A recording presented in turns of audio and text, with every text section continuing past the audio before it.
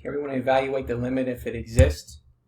So we have the limit as x approaches 0 of the square root of 1 plus h minus 1 over h. So what we want to do is we want to get rid of the radical in the numerator. So in order to do that, we're going to have to multiply by its conjugate.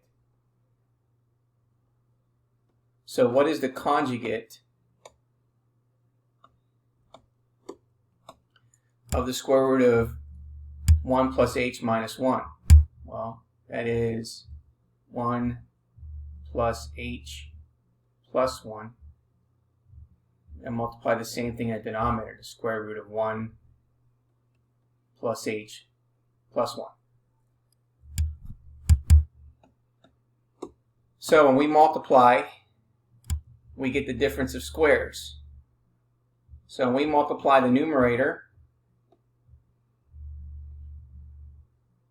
the difference of squares is that we square the first term, which leaves us with 1 plus h, and then minus the square of the second term, which is 1, all over h times the square root of 1 plus h plus 1. So now what's left in the numerator is 1 plus h minus 1 all over h times the square root of 1 plus h plus 1. So what do we know? We know that 1 minus 1 is 0, and we know that this h goes into this h one time. So what we have left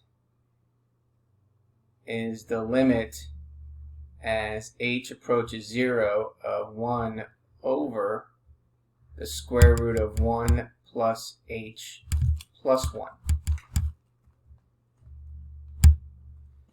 So now let's evaluate that function at h is 0. So we have 1 over the square root of 1 plus 0 plus 1, which is equal to 1 over 1 plus 1, which is equal to 1/2.